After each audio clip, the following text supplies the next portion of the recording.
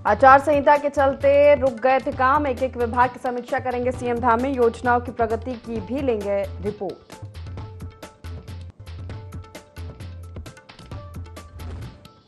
मुख्यमंत्री पुष्कर सिंह धामी ने केंद्रीय राज्य मंत्री अजय टम्टा से की मुलाकात। नए दायित्व के लिए समस्त प्रदेशवासियों की ओर से दी बधाई। कहा, अजय टम्टा सदैव प्रदेश के विकास के लिए रहे प्रयासरत।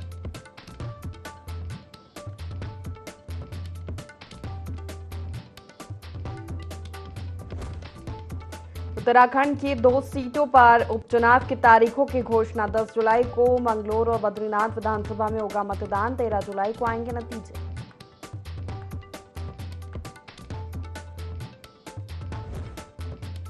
नया रिकॉर्ड बनाने की तरफ चारधाम यात्रा। 1 महीने में 19 लाख से अधिक श्रद्धालुओं ने किए दर्शन। पिछले साल की तुलना में 7,21,000 तीर्थयात्री अधिक आए।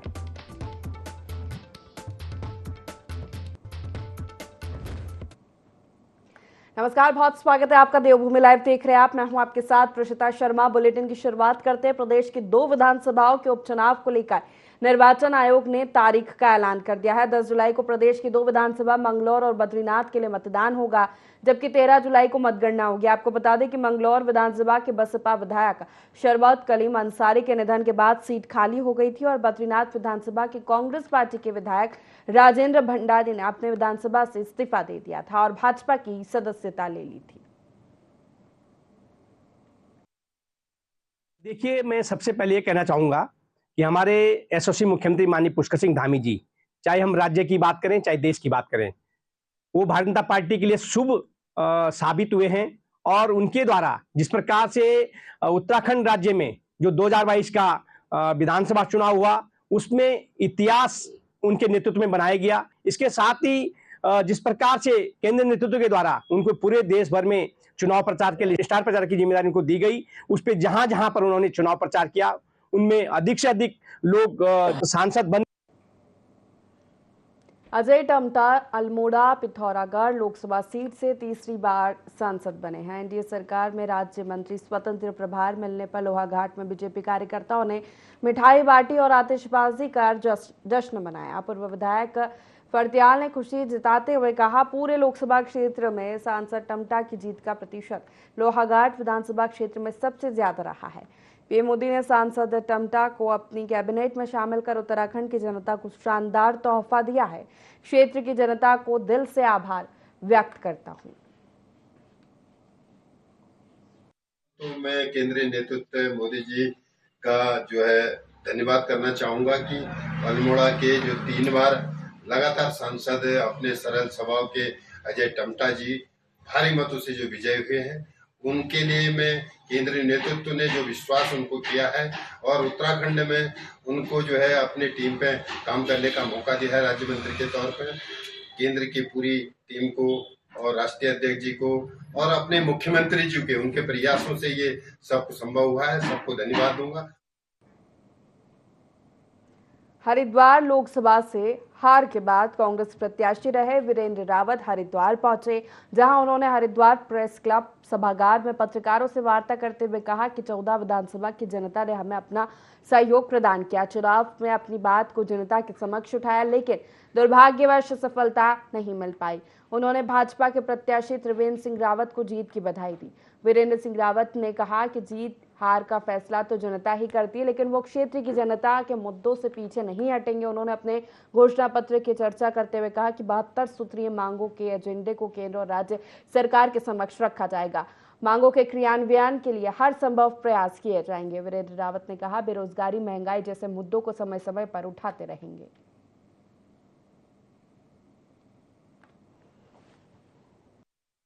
मैं जब चुनाव लड़ा तो 72 सूत्रीय मेरे कार्यक्रम थे, एजेंडा था, उसको लेके मैं जनता के बीच में गया।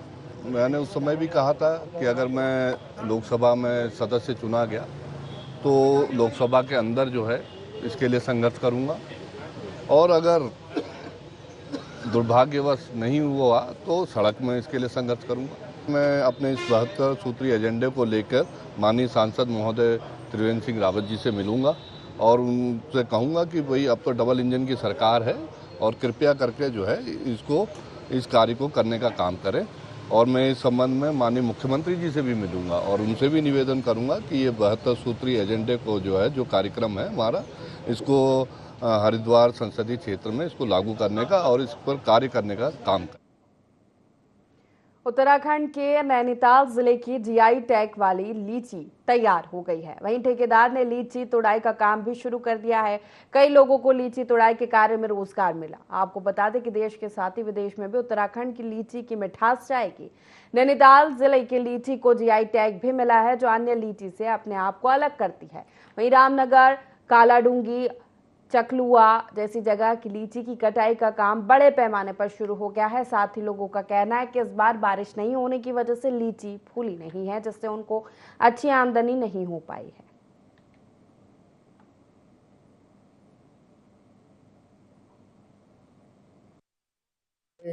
लीची का तुड़ाई कार्य हमने शुरू कर दिया आज से, और लीची हमारी बंगाल, कलकत्ता, इधर तुम्हारे दुबई वगैरह जाती है, विदेशों में भी जाती है।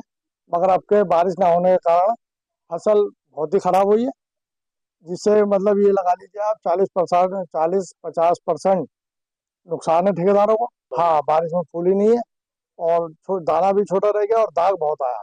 देखिएगा, उत्तराखंड में रामनगर, कालाडूंगी और इधर के विधानसभा के क्षेत्र चकलुआ, गुलजारपुर और अन्य क्षेत्र भी हैं कालाडूंगी में, जहाँ की लीची राष्ट्रीय स्तर पर और विदेश स्तर पर भी ज्यादा फेमस है। यहाँ का लीची का टेस्ट काफी अच्छा माना जाता है और अन्य राज्यों के तुलना में यहाँ की लीची का टेस्ट स्वादिष्ट है और अच्छा है, जिससे कि ये राष्ट्रीय स्तर पर भी और विदेश स्तर पर भी फेमस है।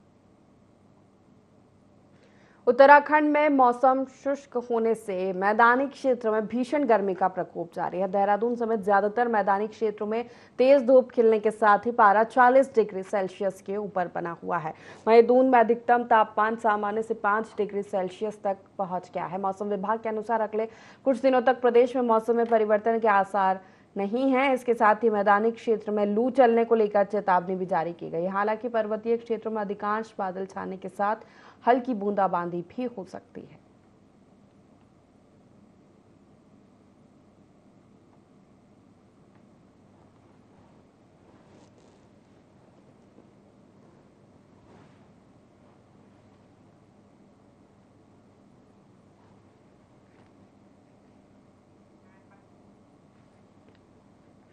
चंपावत जिले के बाराकोट क्षेत्र के चौमेल में शादी में शामिल होने जा रहे चंपावत निवासी पूर्व सैनिक पंकज पांडे की गाड़ी चौमेल रोड पर मंगोली के पास गहरी खाई में गिरने से उनकी मौत हो गई। सूचना मिलने पर पुलिस टीम मौके पर पहुंची। इसके बाद टीम ने फायर स्टेशन लोहाघाट को सूचना दी। इसके बाद fire team FSSO Chandan Ram के नेतृत्व में घटनास्थल पर पहुंची और रात के अंधेरे में कड़ी मशक्कत के बाद पूर्व सैनिक को खाई से बाहर निकाला। इसके बाद सैनिक को लोहाघाट उप जिला चिकित्सालय पहुंचाया गया, जहां चिकित्सकों ने परीक्षण कर उन्हें मृत घोषित कर दिया। कल रात हमें 112 से सूचना मिली थी। चौमेल में लगभग 10 बजे के आसपास एक व्यक्ति की बाइक खड़ी है, उसका मोबाइल है, संभवतः वो खाई में गिर गया है। तो सूचना पे पुलिस भी गई, फायर सर्विस को भी भेजा गया। पता चला तो वो खाई में नीचे गिरा हुआ था। आज उसकी पीएम और पंचायत में की कार्रवाई की जाए। केंद्र में बीजेपी की तीसरी बार सरकार बनने से देश भर में बीजेपी कार्यकर्ता खुशी से झूम उठे। उधम सिंह नगर के महुआ खेड़ागंज क्षेत्र में भी जश्न का माहौल बना हुआ है। स्थानीयों ने भाजपा नेत्री प्रियंका अग्रवाल और राजेश कुमार के लड्डू से तुलाई की और एक दूसरे को मिठाई खिलाकर बधाई दी।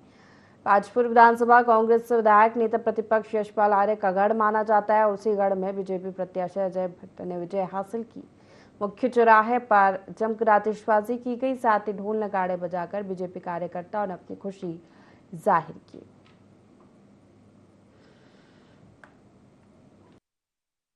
सबसे पहले तो यहाँ की जनता को मैं धन्यवाद करना चाहूँगी। जब इलेक्शन का टाइम था उस समय कटाई का टाइम चल रहा था, गर्मी भी बहुत थी, लेकिन बहुत अच्छे से वोटिंग का हुआ है।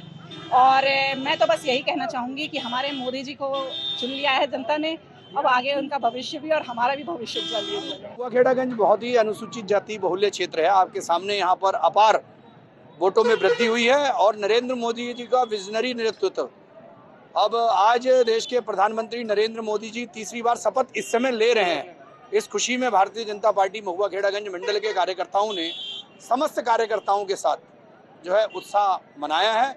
और निश्चित रूप से संविधान उन लोगों के लिए खतरे में है जो देश की उन सारी व्यवस्थाओं से लड़ते हैं जो आज तक उन्होंने लूट खसोट करी। और वर्तमान में नरेंद्र मोदी जी का जीरो टॉलरेंस का काम, ना खाऊंगा ना खाने दूंगा, वो जब भारी पड़ने लगा है तो उनको संविधान खतरे में नजर आ रहा है। नरेंद्र मोदी के लगातार तीसरी बार प्रधानमंत्री पद की शपथ लेने के बाद बगलामुखी उपासक अमर बालक शास्त्री ने हर की पौड़ी पहुंचकर मां गंगा की पूजा अर्चना करते हुए दुग्धाभिषेक किया और प्रधानमंत्री नरेंद्र मोदी की शपथ लेने की खुशी में हर की पौड़ी पर लड्डू बांटे। अमर बालक शास्त्री ने बताया कि पिछले 7 जून को हरिद्वार पहुंच गए थे और तभी से दिन रात पीएम मोदी की शपथ लेने तक कोई विघ्न न आने के लिए विशेष पूजा कर रहे हैं।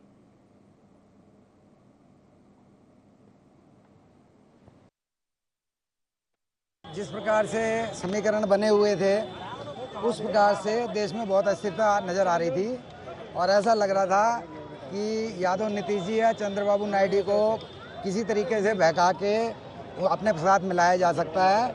और मेरा ये मानना था कि अगर ऐसा हुआ तो देश में काफ़ी अस्थिरता आ जाएगी, क्योंकि एक तरफ वो प्रधानमंत्री हैं जिन्होंने 10 साल शासन किया है और एक तरफ वो पार्टी हैं जिनके काफ़ी लोग प्रधानमंत्री बनना चाहते हैं। तो उसमें खतरा ये था कि वो 4 बनेंगे 5 बनेंगे तो देश में बहुत ज़्यादा अस्थिरता आ जाती। और ईश्वर की कृपा से, माँ बगलामुखी की कृपा से, गंगा मैया की कृपा से कल शपथ ग्रहण समारोह संपन्न हुआ और आज जो है मैं गंगा जी की पूजा कर रहा हूँ, इनमें दूध अर्पित करूँगा, लड्डू बांटूंगा। मुझे बहुत प्रसन्नता है कि भारत में एक ऐसी सरकार आई है जो कि आगे स्थिर रूप से शासन कर सकेगी। पुलिस ने 5 लोगों को जुआ खेलते गिरफ्तार किया है। पुलिस को सूचना मिली थी कि 17 मील चौकी के अंतर्गत बड़ा फॉर्म में दारा सिंह के खेत में कुछ लोग जुआ खेल रहे हैं। इसके बाद पुलिस टीम मौके पर पहुंची। पुलिस को देखते कुछ लोग भाग गए, जबकि 5 आरोपियों को गिरफ्तार किया। साथ ही 6 बाइक, 2 कार बरामद की गई है। एसएसआई अशोक कुमार ने बताया कि आरोपियों के खिलाफ जुआ अधिनियम के अंतर्गत कार्रवाई की जा रही है।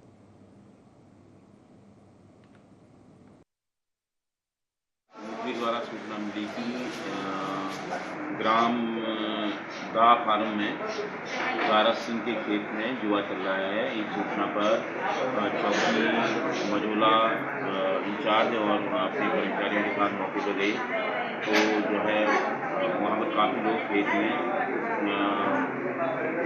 अड्डा बना के जुआ खेल रहे थे। जैसे पुलिस पार्टी मौके पर पहुंचे तो अन्य लोग आगे 5 लोग पकड़े गए। जशपुर कोतवाली क्षेत्र के गांव धर्मपुर में ग्रामीणों ने धर्मपुर गुल्लर गोजी मार्ग पर खुली सरकारी देसी शराब की दुकान के खुलने को लेकर विरोध किया।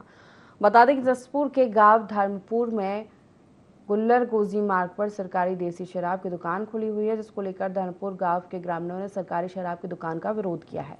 वहीं ग्रामीण महिलाओं की माने तो क्षेत्र में शराब की दुकानें खुलने से जहां माहौल खराब हो रहा है, साथ ही आदमी शराब पीकर घर में मार पिटाई करते और घरों का सामान बेचते और खेतों में महिलाएं काम करने जाती हैं।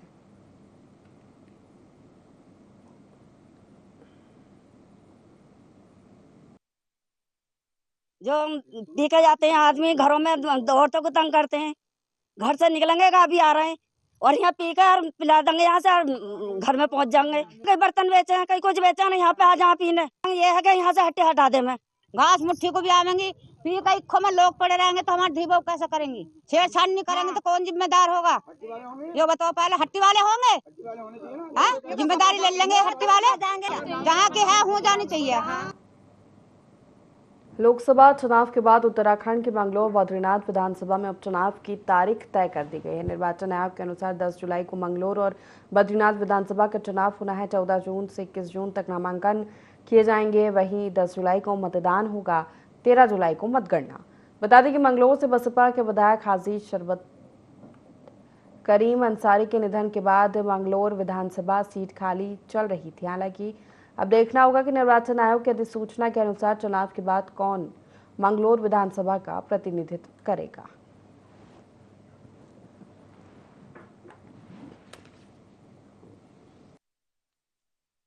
लोकसभा चुनाव के बाद अब निर्वाचन आयोग ने उपचुनाव की तिथि तय कर दी है। वहीं मंगलौर विधानसभा में भी अब चुनाव होना है।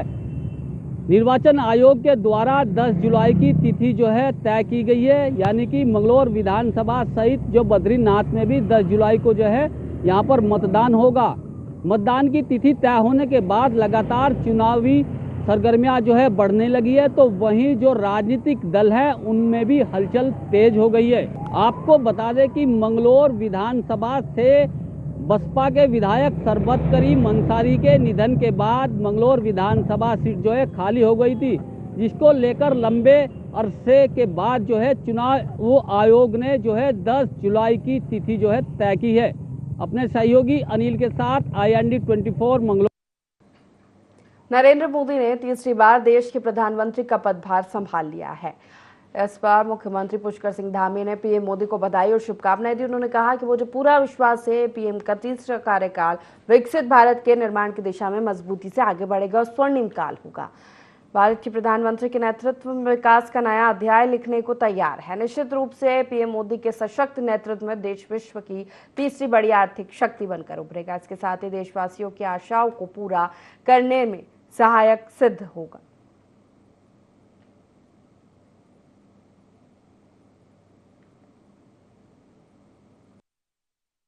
आज बहुत ऐतिहासिक दिन है। आदरणीय प्रधानमंत्री नरेंद्र मोदी जी के नेतृत्व में तीसरी बार सरकार का गठन हो रहा है। इस तीसरे कार्यकाल में ऐतिहासिक निर्णय होंगे और जो 10 वर्षों में देश का विकास, देश जिस रफ्तार से आगे बढ़ा है उसको और तेज गति मिलेगी। मैं आदरणीय प्रधानमंत्री जी का अभिनंदन करता हूं। उनके साथ सभी माननीय मंत्रीगण जिनकी आज शपथ हो रही है उन सबको भी मैं बधाई देता हूं। भारतीय चुनाव आयोग ने देश के 7 राज्यों की 13 विधानसभा सीटों पर उपचुनाव की तारीखों का ऐलान कर दिया है, जिसके लिए 14 जून को नोटिफिकेशन जारी किया जाएगा। उत्तराखंड की बद्रीनाथ और मंगलौर विधानसभा सीट पर 10 जुलाई को उपचुनाव के लिए मतदान किया जाएगा, जबकि 13 जुलाई को मतगणना की जाएगी। उपचुनाव के प्रत्याशियों के नामांकन की प्रक्रिया 21 जून को शुरू होगी, जबकि 26 जून को नाम वापसी की तारीख तय की गई है।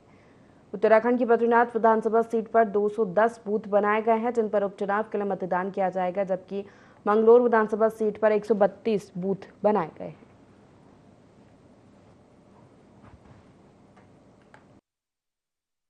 अभी माननीय चुनाव आयोग ने एक दिशा निर्देश जारी किया है, प्रेस नोट जारी किया था, वो है बाई इलेक्शंस के बारे में। उसमें उत्तराखंड का भी 2 असेंबली कॉन्स्टिट्यूंसीज आ रहे हैं। इन दोनों के लिए बाई इलेक्शन माननीय निर्वाचन आयोग ने आज कैलेंडर जारी किया है। इस कैलेंडर में मुख्य गेजेट नोटिफिकेशन 4 जून को जारी होगा। आज है 10 तारीख, मतलब 4 दिन के बाद गेजेट नोटिफिकेशन जारी होगा। नॉमिनेशन की फाइलिंग की अंतिम तिथि ये है 21 जून को, मतलब आज से 11 दिन के बाद नॉमिनेशन फाइलिंग की लास्ट डे है। और विड्रॉल है, जो कैंडिडेट की विड्रॉल, जो भी कैंडिडेट विड्रॉ करना चाह रहे हैं वो 26 जून को होगी।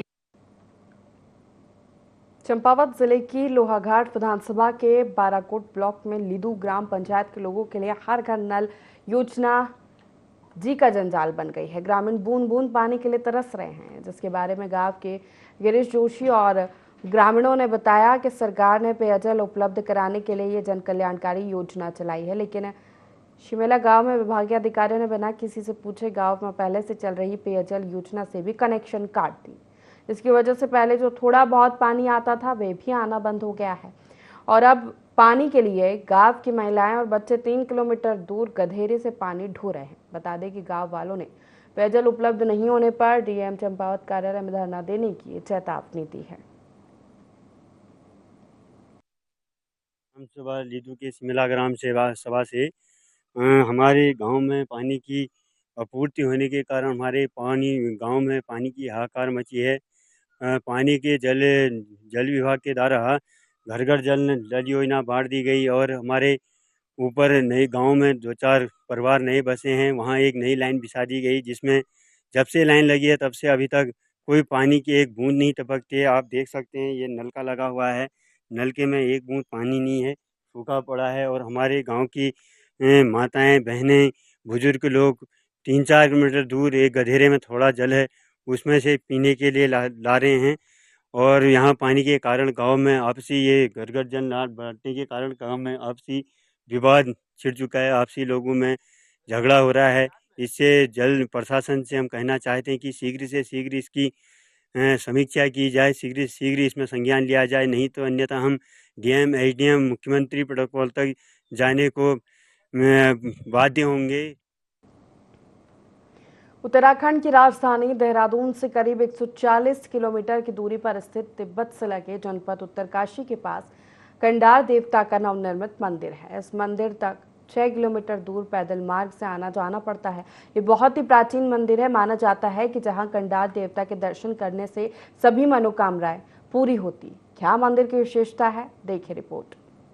स्थानीय निवासियों का कहना है कि करीब 16वीं शताब्दी में एक खंडार ब्राह्मण किसान को खेत में हल जोतते समय अष्टधातु से बनी एक प्रतिमा मिली थी। किसान ने इस प्रतिमा को राज्य की संपत्ति मानकर तत्कालीन टिहरी नरेश सुदर्शन शाह को सौंप दी। नरेश ने इस प्रतिमा को अपने देवस्थान में रखा और अन्य मूर्तियों के नीचे स्थान दिया। सुबह जब राजा पूजा करने पहुंचे तो उन्होंने इस प्रतिमा को अन्य मूर्तियों के सबसे ऊपर पाया।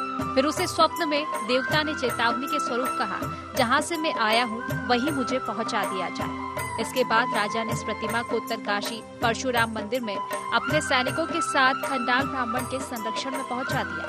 तत्कालीन बुजुर्गों ने प्रतिमा की विलक्षणता और इसके दिव्य प्रभाव को समझते हुए इसे नगर से दूर वरुणावत पर्वत पर स्थापित करने का सुझाव दिया।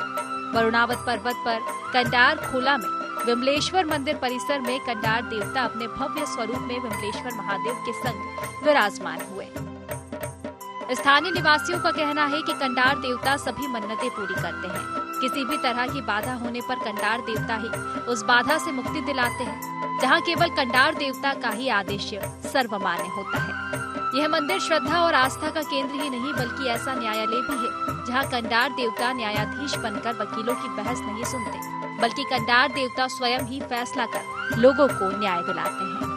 कंडार देवता संग्राली, पाटा, गंगोरी सहित आसपास के 6 गांव के रक्षक देव के रूप में पूजे जाते हैं। स्थानीय निवासियों में शिव का स्वरूप माने जाने वाले कंडार देवता के प्रति इतनी अधिक श्रद्धा है कि पंडितों द्वारा जन्म कुंडली मिलान करने और विवाह के लिए मना किए जाने पर विवाह देवता की आज्ञा पर ही तय किए जाते हैं।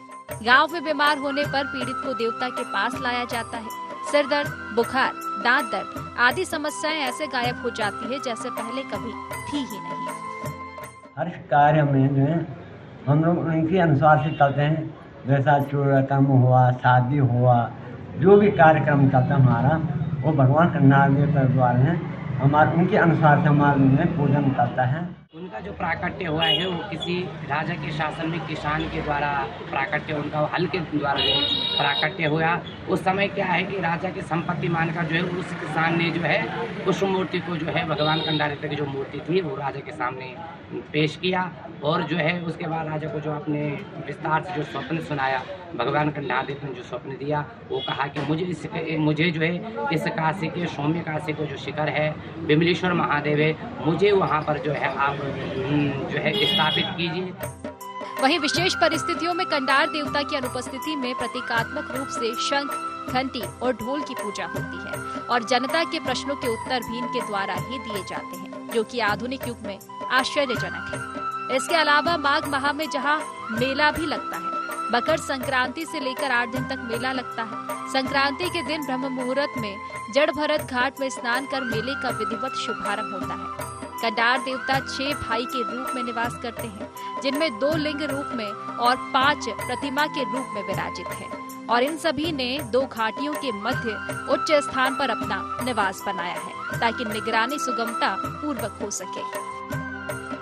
कहीं पर भी कोई जमीन ले रहा होगा और जमीन में उसको सस्पेंस है तो भगवान श्री कंडार देवता के पास आता है। उस जमीन की मिट्टी लेकर के और कंडार देवता उस जमीन के प्रति जो अपनी भविष्यवाणी लोगों को बताते हैं कि ज़मीन किस प्रकार की कैसी है। और नंबर 2 शादी ब्याह मान किसी प्रकार से किसी की जन्म पत्री नहीं है, कुछ नहीं है, तो भगवान कंडार देवता के यहाँ लोग आते हैं और अपने बच्चों को विवाह हेतु उनको पूछते हैं और कंडार देवता के द्वारा विवाह होता है। कंडार देवता जब अवतरित हुए डोली बनी तब जाके इन्होंने खुद अपना स्थान संग्रहालय चुना था, जो कि आज की डेट में हम पाटा संग्रहालय बघियाल गाँव 3 गाँव, बाकी तो ऐसे तो 12-14 गाँव हैं। 12-14 गाँव बाड़ाट के राजा कहे जाते हैं। कंडार देवता की अगर मैं बात करूं, जिसको कि काशी का कोतवाल है, काशी का आराध्य इष्ट देवता भी कहा जाता है और माना जाता है कि कंडार देवता जो है उसको न्याय का देवता भी कहा जाता है। अगर किसी प्रकार की कोई भी परेशानी किसी भी व्यक्ति विशेष पर है तो कंडार देवता के पास जाता है, कंडार देवता के शरण में जाता है और उसकी पूरे जो दुख दर्द जो भी उस पर जो प्रॉब्लम है उसको जो है सॉल्व कर देते हैं। ये कंडार देवता की महत्व है। यह माना जाता है कि यह सभी कंडार देवता अष्ट भैरव के रूप में काशी के कोतवाल भी हैं, जो काशीपति विश्वनाथ जी के गण के रूप में संपूर्ण क्षेत्र में उपस्थित है। कोई भी त्योहार हो, कंडार देवता उत्तरकाशी के विश्वनाथ मंदिर आते हैं। वहीं इनके गण और काशी के अधिष्ठात्र होने के कारण गर्भगृह में कभी प्रवेश नहीं करते हैं। जनपद उत्तरकाशी, और आज मैं बात कर रहा हूँ भगवान कंडार देवता की। कंडार देवता के बारे में यहाँ पे जो है कहा जाता है कि जो कंडार देवता है वहाँ के जो है आराध्य देव है, और ये जो यहाँ पे जो भी कार्य होते हैं सब कंडार देवता के आशीर्वाद से ही पूरे होते हैं। माना किसी की अगर शादी नहीं हो रही तो भगवान कंडार देवता के मंदिर में जो है जाते हैं और वहाँ पे जो है जन्मपत्री जो है भगवान कंडार देवता दोनों के मिलवाते हैं और उसके बाद जो है शादी हो जाती है। साथ ही साथ में भगवान कंडार देवता को न्याय का देवता भी कहा जाता है, और अगर किसी को जो है कोर्ट से न्याय नहीं मिलता तो वो भगवान कंडार देवता के मंदिर में जाकर जो वहाँ पे जो है न्याय की गुहार लगाता है और जरूर ले सकते कि जीत होती है। इसी के साथ देवभूमि लाइव में फिलहाल इतना ही। लगातार खबरों के लिए देखते रहिए IND24। नमस्कार।